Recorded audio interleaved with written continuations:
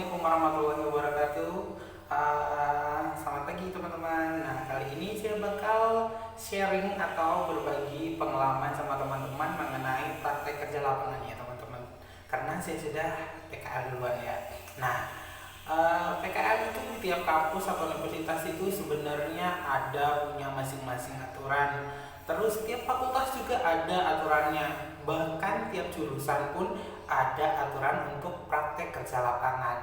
Nah, kali ini saya bakal membahas atau sharing ke teman-teman mengenai praktek kerja lapangan yang ada di jurusan agribisnis. Karena saya jurusan agribisnis, jadi saya sharing pengalaman saya mengenai kegiatan praktek kerja lapangan di jurusan agribisnis ya teman-teman. Nah, ada beberapa yang ingin saya sampaikan ke teman-teman biar nggak kebingungan untuk mencari tempat, judul, komoditas apa yang mau diambil buat PKL. Nanti saya bakal kasih tahu teman-teman ya. Nah, di sini saya sudah coret-coret nih, ada beberapa nih, 1, 2, 3, ada 3 lembar nih. Nah, nanti saya bakal ngasih tahu kan atau informasikan ke teman-teman mengenai hal-hal yang ada sudah saya tulis di sini ya, biar teman-teman nggak kebingungan. Nah, yang pertama itu kita langsung ya teman-teman. Sebelumnya mohon maaf kameranya nggak terlalu bagus ya, soalnya pakai kamera HP. Nah, yang pertama dilakukan adalah sebelum turun PKL biasanya kan kita kan mau dibagikan dosen pembimbing nih, tapi belum dibagikan. Biasanya dosen pembimbing itu biasanya dibagikan 1 bulan sebelum kita melakukan praktik kerja lapangan nih. Kayak kami kemarin juga begitu. Hal yang dilakukan pertama adalah mensurvei tempat untuk dijadikan tempat PKL. Teman-teman paham kan? Mensurvei atau mencari tempat untuk dijadikan tempat PKL. Nah, untuk di Kota Malang sendiri ini banyak sekali tempat yang yang jurusan agribisnis bisa masuk untuk dijadikan tempat PKL ya. Saya sarankan buat teman-teman itu dicari tempatnya jangan cuma 1 ya, kalau bisa lebih dari 3 atau paling banyak itu 5. Jadi kenapa harus carinya sampai begitu kak? Nah, saya mau ngasih tahu nih, cari begitu kita cari 4 atau 5 tempat buat dijadiin tempat PKL. Biasanya nih ada dosen yang tidak srek sama tempat ini nih, ada yang tempat ini nih tidak srek. Jadi seandainya kita sudah dapat 5 tempat nih, mereka menerima anak PKL, jadi kita bisa langsung konsul, Pak saya mau konsul bukan judul, maaf ya, saya mau konsul tempat PKL saya nih. Nah, kalau bapaknya bilang oh ini nggak bagus, jadi kamu bisa langsung pindah ke tempat tempat yang kedua. Nah, kalau tempat kedua nggak diterima juga, lanjut ke tempat ketiga. Tempat ketiga nggak diterima, lanjut ke tempat keempat. Nah, nggak mungkin sampai 5 kali itu bapaknya nggak ACC mengenai tempat PKL ya teman-teman. Jadi lebih dari 3 itu lebih bagus tempatnya. Jadi kalian nggak kewalahan untuk menyampaikan, Pak tempat saya di sini nih. Kalau bapaknya langsung bapak atau ibunya langsung ke ACC, kalian bisa berubah ke tempat yang selanjutnya gitu ya teman-teman. Biar kalian nggak kewalahan buat carinya lagi. Jadi saya sarankan buat sekali jalan cari langsung 3 atau 4 tempat ya teman-teman. Oke, yang kedua itu selesai di ACC tempat PKL kalian atau praktek kalian langsung mencari komoditas apa yang mau diambil untuk dijadikan judul di proposal praktek kerja lapangan kalian. Oke ya teman-teman, cari komoditas yang menurutmu bagus yang bisa dijadikan untuk judul proposal PKL. Tapi saya saranin buat kalian ya teman-teman, cari judul atau komoditas yang bisa berlanjut sampai ke skripsi nanti, biar kalian tidak kewalahan atau tidak mengulang lagi gitu loh, mencari komoditas baru yang harus dijadikan skripsi. Jadi PKL kalian bisa dijadikan skripsi sekalipun gitu ya teman-teman. Nah, yang tadi tempat ya teman-teman, kalau tempat udah di ACC berarti kalian harus cari komoditasnya. Tapi sebenarnya sekalian berjalannya tempat, kalian cari tempat, kalian bisa langsung nanyakan nih ke pemiliknya mengenai komoditas apa aja yang ada di sana. Jadi kalian bisa langsung nanyakan biar kerjanya tidak double ya teman-teman. Seperti itu maksud saya sebenarnya.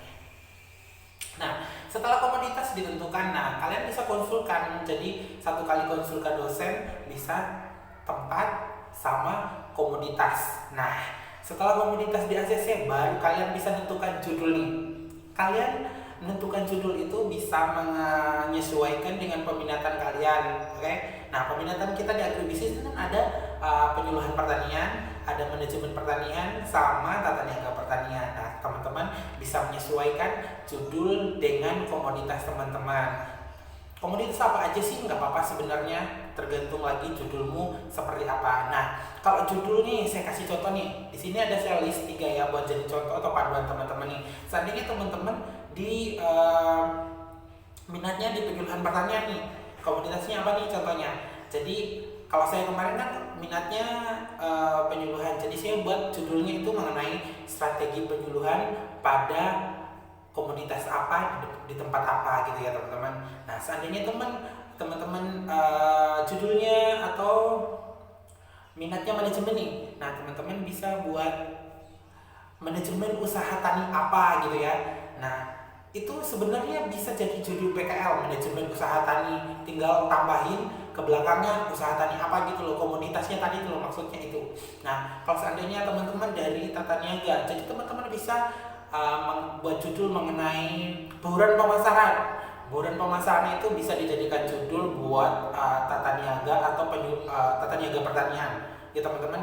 Nah, itu tadi 3 contoh judul buat dijadikan judul PKL ya teman-teman. Selanjutnya itu ada banyak juga yang nanya nih sama saya nih mengenai, Kak, gimana sih kalau kita proposal itu sebenarnya ngerjakan selesai kita praktek kerja lapangan atau sebelumnya. Nah, buat teman-teman nih yang kepo, saya kasih tahu ya, proposal itu kita sebelum turun ke lapangan ya teman-teman, sebelum turun ke lapangan. Jadi sebelum turun ke lapangan, proposal harus sudah ACC atau sudah pernah konsul 4 atau 5 kali. Kalau di saya kemarin seperti itu ya teman-teman. Jadi kalau gimana kalau proposalnya belum di ACC, Kak?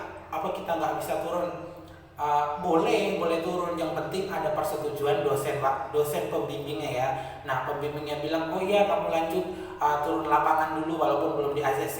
Biasanya ada dosen yang seperti itu. Jadi teman-teman bisa turun ke lapangan dengan persetujuan dosen pembimbing. Nah, tapi dengan berjalannya waktu kalian di lapangan, kalian juga harus balik ke kampus untuk melanjutkan konsultasi mengenai proposal kalian. Jadi biar tidak terbengkalai dan biar di ACC gitu loh. Oke ya teman-teman, sebenarnya sih harusnya sih harus ACC dulu baru bisa turun ke lapangan. Tapi karena kita biasanya ada yang belum di ACC, jadi bisa diperbolehkan sama dosen pembimbing untuk turun ke lapangan, tapi sambil konsul biar cepat di ACC gitu ya teman-teman. Jadi nggak gimana ya, nggak apa gitu maksudnya, walaupun belum di ACC ya boleh turun, tapi dengan syarat tetap konsul selama berjalannya PKL tersebut gitu ya.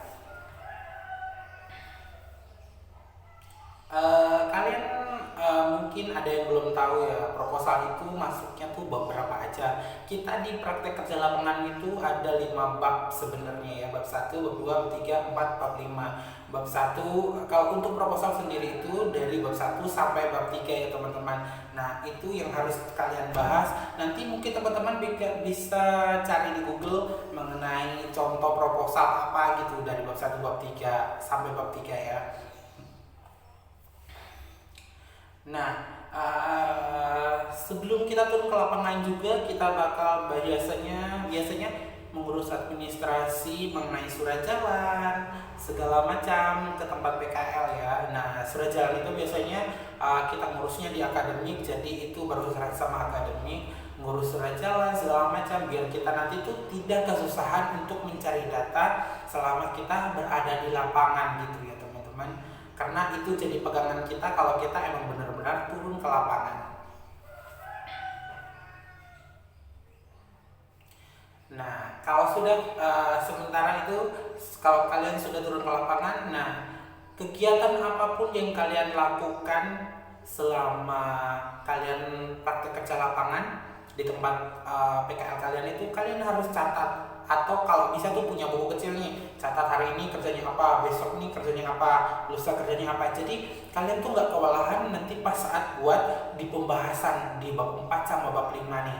Nah, Eh, Kalau saya saranin sih biasanya kalau saya kemarin tuh saya ngerjakan seandainya pagi nih kita ke lapangan nih ngerjakan sesuatu di lapangan. Nah malamnya itu saya langsung ngetik di laptop, jadi saya nggak kesusahan pas saat saya selesai PKL saya bisa langsung konsul mengenai laporan saya karena saya sudah mengerjakan pas saat saya berada di tempat PKL pas malam-malamnya waktu istirahat saya gunakan buat mengerjakan gitu ya teman-teman. Karena pembahasan kita bab 4 selesai PKL itu mengerjakan itu bab 4 sama bab 5. Jadi buat teman-teman jangan lupa mencatat apa yang dikerjakan selama PKL ya teman-teman, karena itu jadi pokok pembahasan buat kita di bab 4 sama bab 5. Terlebih bab 4 sih sebenarnya.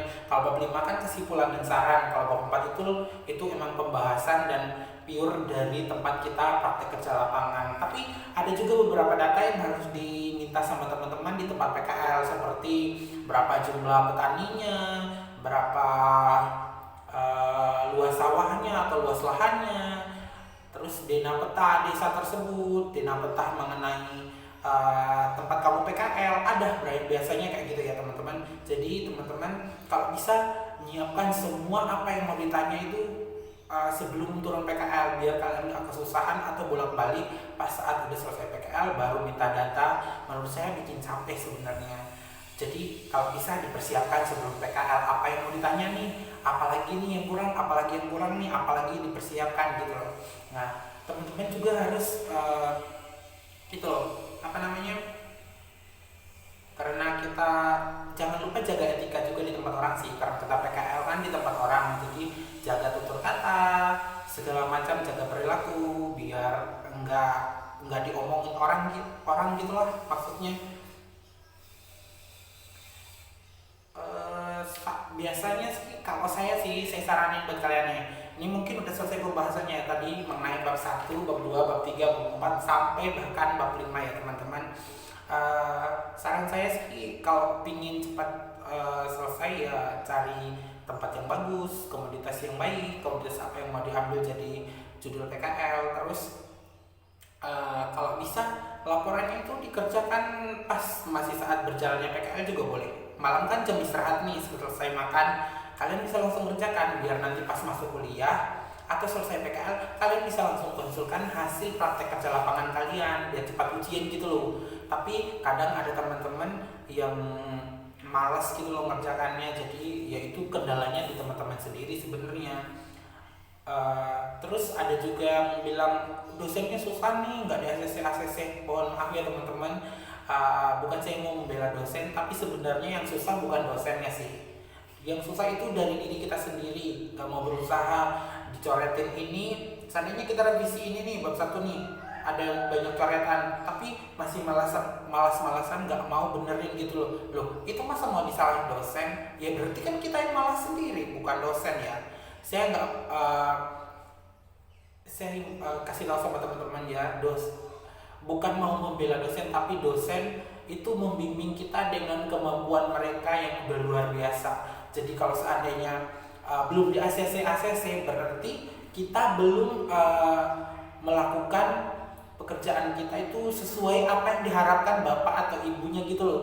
Jadi ya kamu harus lebih berusaha lagi biar bisa masuk atau bisa sesuai keinginan yang bapak sama ibu dosen mau gitu loh. Jadi nggak terlalu susah, nggak terlalu gampang, nggak terlalu mudah, ya gitulah pokoknya. Jadi teman-teman tuh jangan menyalahkan dosen ya, salahkan diri sendiri kalau kalian punya laporan atau proposal itu lama di ACC, karena itu dari faktor diri sendiri, mau ngerjakan atau enggak, mau konsulkan atau enggak, kan itu dari diri sendiri, bukan salah dosen tapi salah diri sendiri. Kalau saya sih gitu ya, nggak mungkin dosen itu ngasih arahan, yang salah itu nggak mungkin. Jadi kalau salah ya kita yang salah, bukan dosen. Jadi jangan menyalahkan dosen ya teman-teman, karena kebanyakan teman-teman itu wah dosen saya lama nih ACC, wah dosen saya nih coretannya banyak lah. Kamu bisa mengerjakan sesuai ekspektasi dosen nggak?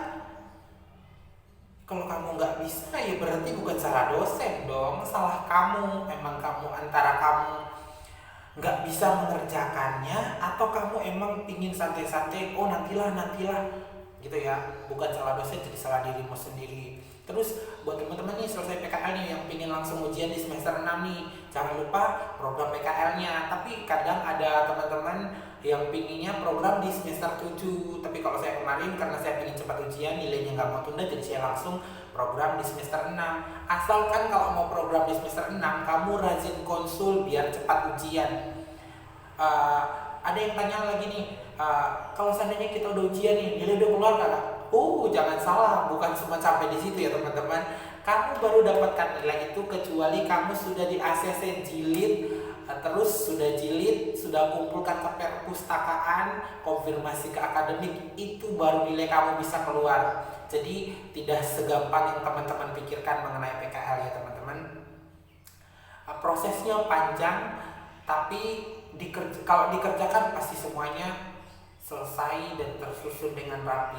Kalau teman-teman yang mau langsung ujian di semester 6, ya syaratnya rajin konsul biar cepat ujian, cepat akses jilid, cepat kumpul, konfirmasi ke PKA, langsung nilai keluar gitu loh. Jadi teman-teman jangan malas ya kalau buat PKL. Habis itu